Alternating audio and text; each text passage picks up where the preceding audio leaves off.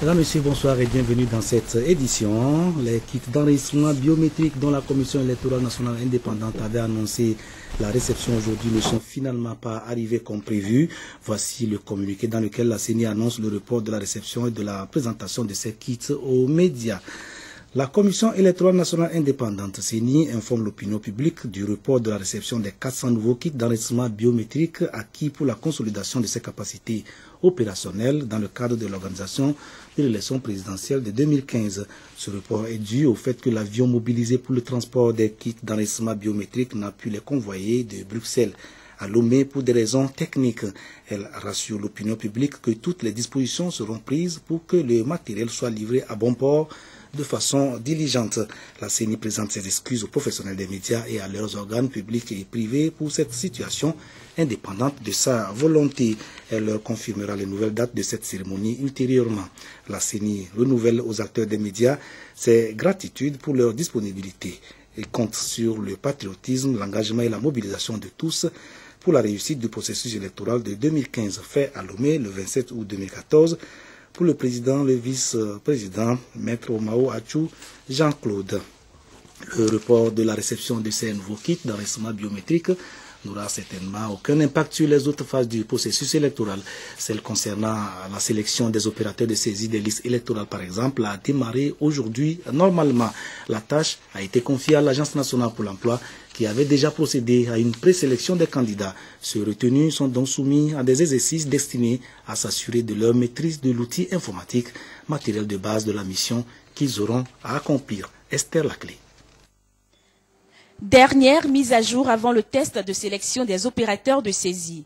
Ultime vérification et c'est parti. 2 minutes pour faire la différence et prouver sa maîtrise et sa connaissance en matière de saisie. Denise, candidate, s'est livrée à l'exercice. On a fait un test par rapport à la rapidité et au nombre de fautes. En principal, ce qu'il faut noter, c'est qu'il faut être rapide et faire moins de fautes. Mais le test est bien passé, bon. Je compte sur mes potentialités pour réussir aussi. Non, il n'y a pas pu tout terminer. On ne pouvait pas terminer tout le test dans le laps de temps qu'on nous a donné. Tout comme Denise, 41 512 candidats au Togo, dont 16 878 à Lomé, vont œuvrer pour faire partie des 3 000 opérateurs de saisie qui vont travailler aux côtés de la CENI lors des prochaines élections présidentielles. Vous voyez des gens qui vont se dire et qui vont douter. C'est-à-dire qu'ils vont taper un test à la minute, un caractère à la minute, c'est pas ce qu'on cherche. La CENI veut cette fois-ci des gens performants pour faire le travail à un temps record. Donc c'est pour ça que nous sommes demandés, sollicités cette fois-ci pour choisir des gens prêts à donner ce résultat-là. Le test a démarré simultanément à Lomé et à Dapaon et prendra fin la semaine prochaine à Sokodé et à Tapamé. Dans le cadre du recrutement du personnel temporaire de la Commission électorale nationale indépendante CENI pour le compte de l'élection présidentielle de 2015, l'Agence nationale pour l'emploi ANPE invite tous les candidats présélectionnés à respecter les horaires de programmation pour leur éviter les longues attentes fatigantes et inutiles. Elle rassure que tous les candidats présélectionnés seront testés, même au-delà des horaires et dates prévues si besoin est, afin d'assurer l'égalité des traitements requis en matière de recrutement. La NPE remercie les uns et les autres pour leur patience et leur disponibilité. C'est un communiqué signé du directeur général, M. Edmond Komla Amoussou. Les acteurs engagés dans la lutte contre le phénomène des grossesses et mariages précoces chez les adolescentes au Togo s'activent. Depuis ce matin, ils sont en atelier à Kpalimé pour s'informer sur les résultats d'une étude réalisée par le Fonds des Nations Unies pour la population et le développement afin d'apporter leur contribution à la rédaction d'un programme national de lutte contre le phénomène. Compte rendu, Nathalie Panegué.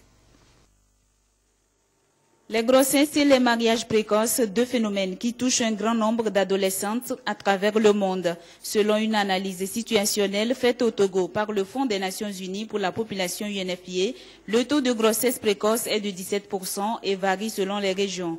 Près d'un tiers des femmes âgées de 15 à 49 ans se sont mariées avant 18 ans.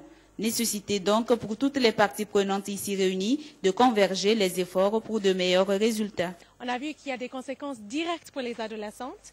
Il y a les conséquences sur sa santé, notamment la mortalité maternelle et la morbidité maternelle. On a vu aussi qu'il y a souvent une déperdition scolaire suite à une grossesse précoce. il y a également l'exclusion sociale dans certains milieux de la fille. Mais nous avons vu aussi qu'il y a des conséquences pour les bébés et les nouveau-nés des mères adolescentes, pour leur santé surtout, et aussi pour les communautés. Et maintenant qu'on connaît le phénomène, on connaît ses conséquences et vraiment on a analysé toutes les réponses que le pays avait déjà engagées. On voit où se trouvent les vides à combler.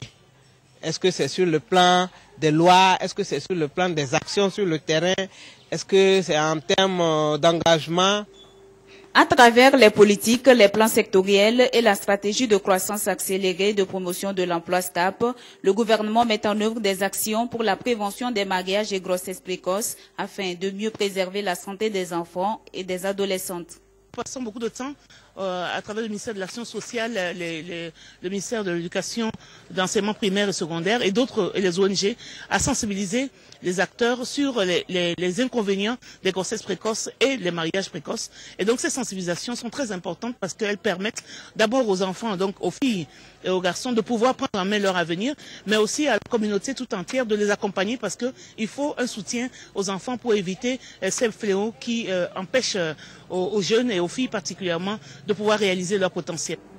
Cette session technique d'orientation vise donc à informer les participants sur les résultats de l'analyse situationnelle, identifier des grands axes du programme national de lutte contre les grossesses et mariages précoces en vue d'une meilleure intervention et enfin relever les principaux acteurs de la lutte.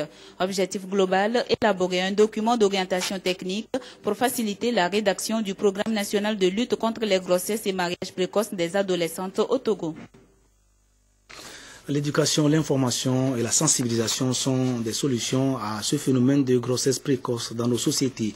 Il a été relevé que c'est surtout pendant les vacances scolaires que le phénomène prend de l'ampleur, d'où la nécessité d'intensifier les actions à travers des rassemblements de jeunesse comme celui que le ministère en charge de la jeunesse et de l'emploi des jeunes anime en ce moment à l'espace Blue Zone de Kakaveli. 150 jeunes ont adhéré à cette initiative dénommée Vacances utiles et citoyennes. Les participants à qui la ministre Victoire Tomega Dogbe a rendu visite hier sont formés sur l'entrepreneuriat et l'informatique. Charlotte Oussime, Rachel Aoukou. Au cœur des priorités du chef de l'État, l'épanouissement de la jeunesse togolaise. Le président de la République s'investit de ce fait à faire d'elle un acteur pour le développement. Ainsi, 150 jeunes ont volontairement et gratuitement pris part au programme Vacances utiles et citoyennes édition 2014. Un rendez-vous qui leur offre l'occasion de se faire de nouveaux amis, de se familiariser avec les travaux manuels et de se perfectionner en informatique.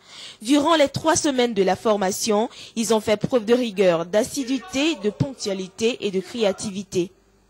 On nous a permis d'apprendre à vivre en société, d'apprendre à travailler en groupe. D'autant plus que nous, les jeunes qui sont ici, pendant ces vacances, on fait parfois des activités qui ne nous donnent pas l'opportunité de reprendre la rentrée prochaine en toute sérénité. Ainsi, en créant ce centre, on nous a permis de se retrouver, de mettre ensemble nos idées pour former ce que vous avez visité, ce que vous avez vu, comme nos fabrications. Je suis très contente d'avoir participé à ce programme. J'invite les jeunes à aller à la rencontre de l'information, à être à l'écoute, parce que le ministère en charge de la jeunesse met pas mal d'initiatives à l'encontre des jeunes pour que les jeunes puissent s'épanouir, de vivre les vacances en groupe, en communauté, ensemble et pouvoir aussi développer leur esprit de créativité. Cette connaissance acquise aujourd'hui déblaye la voie de l'entrepreneuriat à ces jeunes.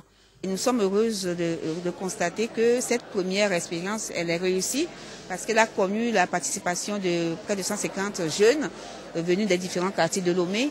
Et l'une des doléances, c'est que les jeunes souhaitent que nous puissions pérenniser l'activité, mais aussi la consolider avec d'autres ateliers. Nous pensons que, comme le demandent les jeunes, ouvrir d'autres ateliers pour l'édition prochaine, justement pour faire éclore les talents des jeunes et faire en sorte que les jeunes puissent réellement découvrir ce qu'ils ont en eux de profond et qu'ils puissent l'utiliser pour leur avenir. C'est depuis 2010 que le ministère en charge de la jeunesse a initié ce programme. Hier, il ne profitait qu'aux meilleurs élèves. Aujourd'hui, il a été retouché et prend en compte la jeunesse scolaire, estudiantine, professionnelle de 15 à 25 ans. Présent à cette rencontre, le secrétaire général de la présidence de la République, Tevi Bénisson, et le secrétaire d'État chargé des institutions de la République, Christian Trimois, ont rappelé le bien fondé de ce programme et appelé les jeunes à s'approprier les connaissances acquises et à promouvoir les valeurs citoyennes. Pour cette année, 5 ateliers ont été ouverts. La décoration des tapettes, le perlage, la préparation du savon liquide, la sérigraphie et l'informatique. D'autres sont prévus pour les prochaines éditions de ce programme qui s'étendra sur toute l'étendue du territoire national. Le Centre autonome d'études et de renforcement des capacités pour le développement au Togo, CADERT, a soumis aujourd'hui pour analyse et validation les résultats d'une étude qu'il a commanditée l'an dernier sur le rendement et l'efficacité des systèmes fiscaux des États membres de la CEDEAO.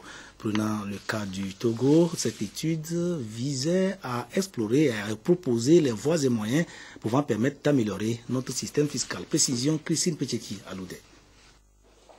Malgré les réformes mises en œuvre ces dernières années pour augmenter le taux de croissance, le taux de pression fiscale demeure relativement faible. Il tourne autour de 17% selon des études. Comment alors mobiliser plus de ressources fiscales? Le Centre autonome d'études et de renforcement des capacités pour le développement au Togo, CADERT, s'est proposé d'analyser le système fiscal togolais. Il a identifié ses forces et faiblesses, les différents types d'impôts et leur part dans les recettes fiscales, puis l'optimalité des taux d'imposition. Les forces, c'est que, en réalité, notre système fiscal depuis les années 90 est doté de textes légaux sur lesquels on peut fonctionner et améliorer. Il y a eu plusieurs réformes. Comme faiblesse, il y a le secteur informel qui se développe beaucoup et qui n'est pas couvert par la fiscalité. Les pays en voie de développement, selon l'étude, ont tendance à privilégier les ressources externes qui sont souvent instables. Il faudrait plutôt mettre l'accent sur la mobilisation des ressources internes, selon le professeur Kako Nouboupo, tout en recherchant les pistes d'accroissement de ces ressources. Les pistes qui se dégagent sont nombreuses. Il nous paraît important d'élargir l'assiette. Le rendement même de la fiscalité au Togo, qui est de 70%, n'est pas suffisant. Il reste 30% à aller chercher. Et c'est pour cela que le gouvernement a mis sur pied l'Office togolais des recettes. Et donc, il sera utile d'évaluer dans quelques années l'impact de la création de l'OTR sur le rendement fiscal au Togo. Comme niche fiscale à explorer, c'est la fiscalité sur le patrimoine. Nous ne payons pas suffisamment d'impôts sur le patrimoine dans notre pays. Ce qui fait que la charge fiscale sur les revenus du travail est beaucoup plus importante que la charge fiscale sur les revenus du patrimoine. Les résultats de l'étude sont soumis à l'appréciation des représentants des institutions nationales et internationales, des chefs d'entreprise, de la société civile et du secteur privé. Leurs observations et suggestions contribueront à améliorer le document afin qu'il reflète mieux le rendement et l'efficacité du système fiscal au Togo.